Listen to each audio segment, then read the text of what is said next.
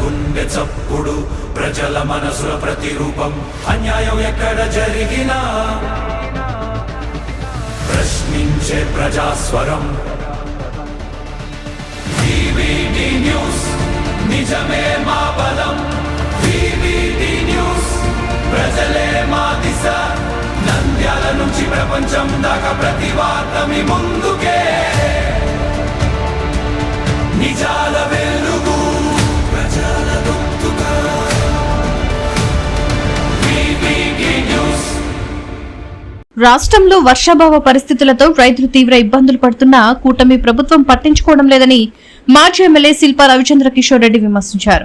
శ్రీశైలం ప్రాజెక్టులో తగినంత నీరు ఉన్నప్పటికీ కాలువలు ప్రాంతీయ రిజర్వాయర్లకు నీటిని విడుదల చేయడం లేదని ఆరోపించారు. వెలుగోడు, గోర్ఖల్లు, అవుకు రిజర్వాయర్లలో నీటి నిల్వలు తగ్గిపోతున్నాయని తెలిపారు.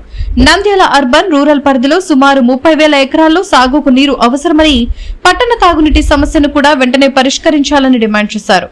యూరియా, ఎరువుల కోసం రైతులు ఇబ్బందులు పడుతున్నారని ఆరోపిస్తూ తక్షణమే సాగు, తాగునీరు విడుదల చేయకపోతే రైతులతో కలిసి పెద్ద ఎత్తున ఉద్యమిస్తామని హెచ్చరించారు.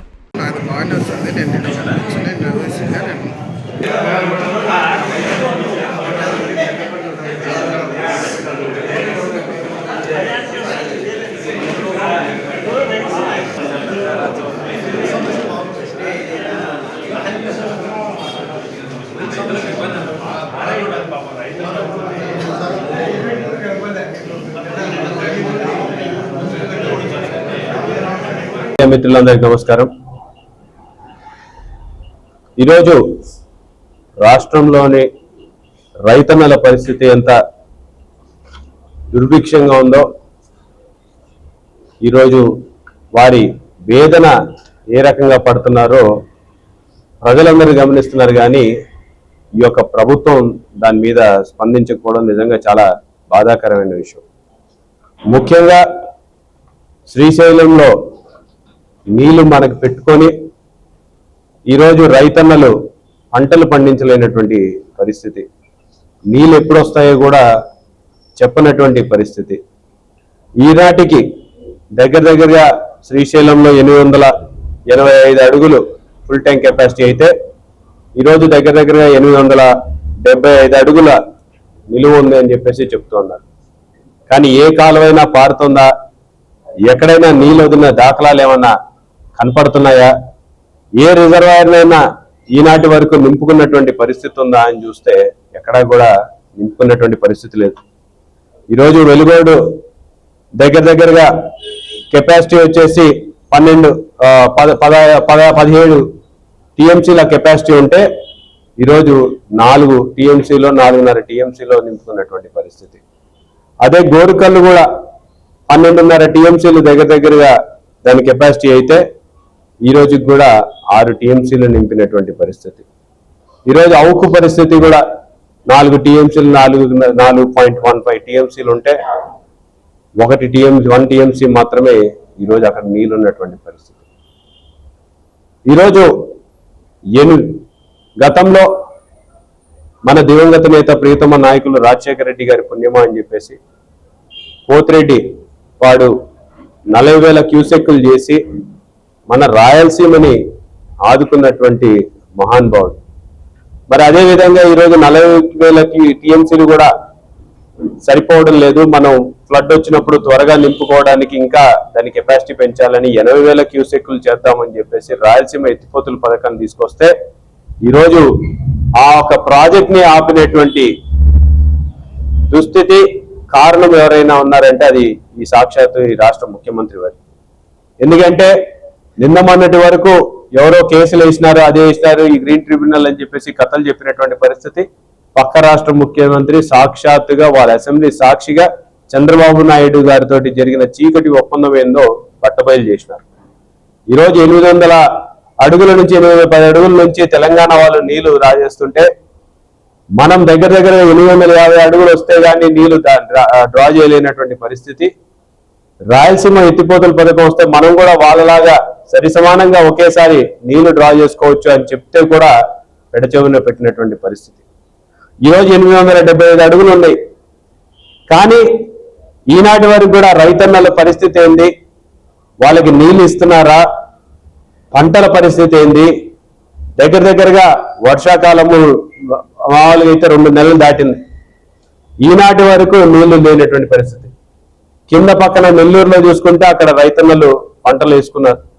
కానీ మన దగ్గర చూస్తేనేమో పంటలు లేనటువంటి పరిస్థితి. ఒకవైపేమో మన దురదృష్టమో లేకపోతే ఆ భగవంతుడు రాసిన స్క్రిప్టో తెలియదు, కానీ ఎప్పుడు చంద్రబాబు నాయుడు గారు వచ్చినా సరే రైతన్నల పరిస్థితి చాలా దుర్భిక్షంగా ఉంటుందనే దానికి మరొక ఉదాహరణ. ఈరోజు రైతన్నలు బయటికి చెప్పుకోలేనటువంటి పరిస్థితి. పోయిన ఏడాది వర్షాభావం అధికంగా వచ్చి ఇబ్బంది పడినారు.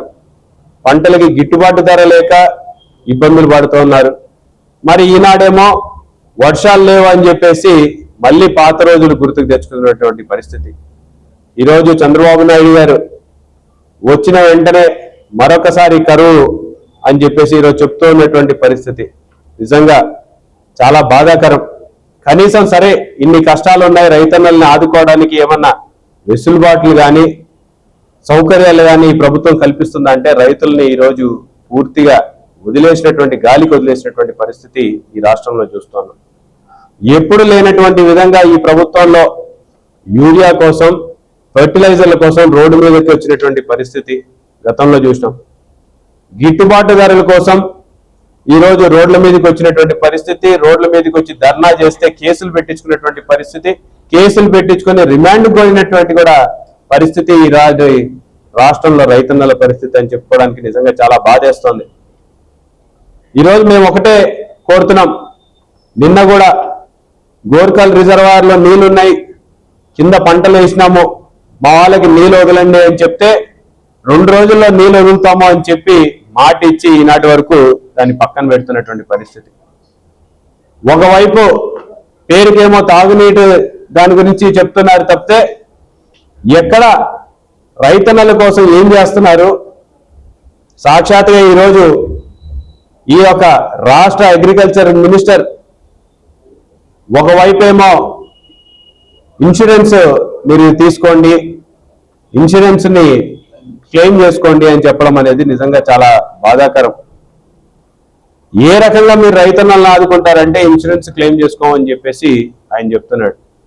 మరి ఒకవైపేమో ప్రభుత్వం ఏమో పంటలు వేయొద్దని చెప్పేసి మేమే చెప్తున్నామని చెప్పేసి చెప్తూ ఉన్నారు.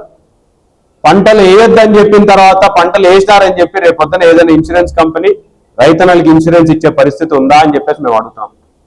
ఇది మోసం చేయడం కాదా అని చెప్పేసి మేము అడుగుతా ఉన్నాం. ఎప్పుడన్నా సరే యూరియా కోసం రైతన్నలు ఆన్లైన్లో అప్లై చేయడం ఎక్కడైనా చూసినారా? గతంలో ఏ ప్రభుత్వంలో అయినా జరిగిందా అని చెప్పేసి మేము అడుగుతాం. ఎంతమంది రైతన్నలు ఆన్లైన్ వాడడం వచ్చు? ఎంతమంది రైతన్నలు దాన్ని రిజిస్ట్రేషన్ చేసుకోవడం వచ్చు? ఈరోజు యూరియా కొరత నుంచి కాపాడమంటే దిక్కుమానులైనటువంటి స్కీమ్స్ అన్ని పెట్టేసి రైతన్నలని ఆన్లైన్ అప్లై చేసుకోవాలి, ఆన్లైన్ అప్లై చేసుకున్న తర్వాత ఎకరానికి ఇంతే ఇస్తాము, అది ఎకరానికి సరిపోతుందా సరిపోదా అనే ఒక స్టడీ కూడా ఎక్కడా కూడా చేయకుండా రైతన్నల్ని అడగకుండా ఈరోజు ఒక నెంబర్ డిసైడ్ చేసి ఇంతే ఇస్తాము, మీ సాగు మీరు చావండి అని చెప్పేసి మొత్తం బ్లాక్ లో అమ్ముకున్నటువంటి పరిస్థితి ఈ రాష్ట్రంలో చూస్తున్నాం. పోయిన సంవత్సరం కూడా చూసినాం, ఎక్కడికక్కడ తెలుగుదేశం నాయకులు నిల్చొని వాళ్ళకి వాళ్ళ రైతులు అని చెప్పేసి ఈరోజు తెలుగుదేశం రైతులని వైసీపీ రైతులు అని చెప్పేసి విడదీసి ఎంత దౌర్జన్యం చేసినారో పోయిన సంవత్సరం చూసాం. ఈ ఏడాది అటువంటి పరిస్థితి ఉండదు, యూరియా కొరత లేకుండా చేస్తానంటే నిజంగానే ఏదైనా చర్యలు తీసుకుంటారేమో, యూరియాని ఎక్కువ తీసుకొస్తారేమో అని చెప్పేసి మనం అనుకుంటే ఆయన పుణ్యమా అని ఈ ఏడాది వర్షాలు లేక పంటలే వేసుకునేటువంటి పరిస్థితి కనపడుతుంది. మరి కొరత తీర్చడం అంటే ఈ రకంగా ఆయనకు ముందే ఆలోచన వచ్చిందేమో మరి తెలియడంలా.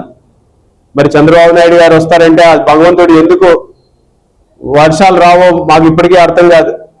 ప్రజల్లో మళ్ళీ చర్చించుకుంటున్నారు, చంద్రబాబు నాయుడు గారు వస్తే సుభిక్షంగా ఉన్న రాష్ట్రంలో కూడా వర్షాలు పడవనేది మరొకసారి నిరూపితమైంది. మేము ఇప్పటికి కూడా డిమాండ్ చేస్తున్నాం, కలెక్టర్ గారు చర్యలు చేపట్టాలి, రైతన్నలతోటి రైతు సంఘాలని పిలిపించుకొని మాట్లాడాల్సినటువంటి అవసరం ఉంది. ఏ రకంగా రైతన్నలను ఆదుకుంటారు, ఏ రకంగా వాళ్ళ కష్టాలని తీరుస్తారు అని చెప్పేసి కలెక్టర్ గారు మాట్లాడాల్సినటువంటి పరిస్థితి. ఈరోజు నీళ్ళు ఎప్పుడు ఇస్తారు, ఎంత ఇస్తారు, ఎప్పుడు వస్తాయి మనకి అనేది కూడా తెలియనటువంటి పరిస్థితి. ఈరోజు నీటి వాటాలో మనకొస్తున్న నీటి వాటాలో కూడా తాగునీటి దానిలో కూడా ఒకవైపు గోదావరి నుంచి అక్కడ పట్టిసీమ నుంచి వాళ్ళకి నీళ్లు ఉన్నా సరే మళ్ళీ కృష్ణా డెల్టాకి 6 టీఎంసీలు కేటాయించడం అనేది దుర్మార్గం కాదా అని చెప్పేసి మేము అడుగుతాం. ఇక్కడి రైతన్నలు కానీ ఇక్కడి ప్రజలు కారా అని చెప్పేసి మేము అడుగుతాం. మరి ఇక్కడ వాళ్ళని పట్టించుకోవాల్సిన ఆవశ్యకత లేదా అని చెప్పేసి మేము అడుగుతాను. మా పరిస్థితిని, మా గోడుని ఎవరు వింటారు, ఎవరికి చెప్పుకోవాలని చెప్పేసి మా రైతన్నలు అడుగుతున్నారు. మరి ప్రభుత్వం వైపు నుంచి ఏమైనా చర్యలు చేపడతారా? ఏం చర్యలు, ఒకవేళ చర్యలు చేపడితే ఏం చర్యలు చేపట్టినారు ఇప్పటిదాకా? భవిష్యత్తులో రైతన్నలు ఏ రకంగా ఆదుకుంటారో చెప్పమని చెప్పేసి ఈ ప్రభుత్వాన్ని మేము డిమాండ్ చేస్తాను. వివిడి న్యూస్ టీవీని తక్షణమే సబ్స్క్రైబ్ చేసుకోండి. నోటిఫికేషన్ కోసం బెల్ ఐకాన్ క్లిక్ చేయండి. మరిన్ని అప్డేట్స్ కోసం ప్రతి ఒక్క కుటుంబానికి ఉచిత ప్రకటనలు వచ్చే విధంగా మీకోసం మీ ముందుకు వివిడి న్యూస్ టీవీని ఏపీ 5 నందు 99వ ఛానల్ మరియు యూట్యూబ్ నందు వీక్షించెదరు.